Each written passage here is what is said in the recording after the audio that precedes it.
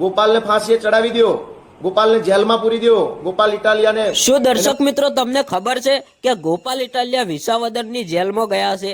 અત્યાર સુધીના મિત્રો લેટેસ્ટ અને સાચા અને રિયલ સમાચાર તમારી સામે લઈને આવી ગયો છું। તો મિત્રો ચેનલ ઉપર નવા આવતા હોય તો ચેનલને એક લાઇક, શેર અને સબસ્ક્રાઈબર કરી દેજો। તો ચલો હવે આપણે વિડીયોની શરૂઆત કરીએ। તો મિત્રો ગોપાલ ઇટાલિયા કેમ એવું કહી રહ્યા છે, મને ફાંસીએ ચડાવી દો, મને મારી નાખો, અને ગોપાલ ઇટાલિયા વિસાવદરની જેલમાં ગયા છે?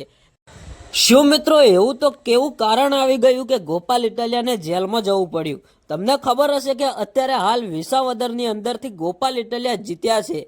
એને બાદ મિત્રો ગોપાલ ઇટાલિયાના વિરોધો, તેમના ઝઘડા ઘણું બધું વધી ગયું છે।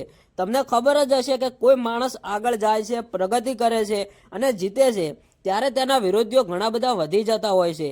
ત્યારે મિત્રો અત્યારે હાલ ગોપાલ ઇટાલિયા વિસાવદરની જેલમાં જઈને એવું કહી રહ્યા છે કે જે તમે સાંભળીને ધ્રુજી જશો। ગોપાલ ઇટાલિયા અને કિરીટ પટેલ બંને સામ સામે ઊભા હતા અને ગોપાલ ઇટાલિયા તો જીતી ગયા। એ પછી મિત્રો ગોપાલ ઇટાલિયાના વિરોધીઓ વધી ગયા છે અને ગોપાલ ઇટાલિયાને રોજે રોજ જેલ જવું પડે છે એવું અત્યારે હાલ ગોપાલ ઇટાલિયા કહી રહ્યા છે। મિત્રો ગોપાલ ઇટાલિયા જેલમાં જાય છે પણ તેમને કોઈ જવાબ નથી મળતો, ત્યારે ગોપાલ ઇટાલિયા એવું કહે છે અહીંયાના પોલીસો પણ કિરીટ પટેલના કહેવું માને છે અને ભાજપના દલાલ છે। તો જુઓ આ વિડીયો। હું છું ગોપાલ ઇટાલિયા અને પાછા આ ફરી વખત વિસાવદર પોલીસ સ્ટેશને આવવાનું થયું।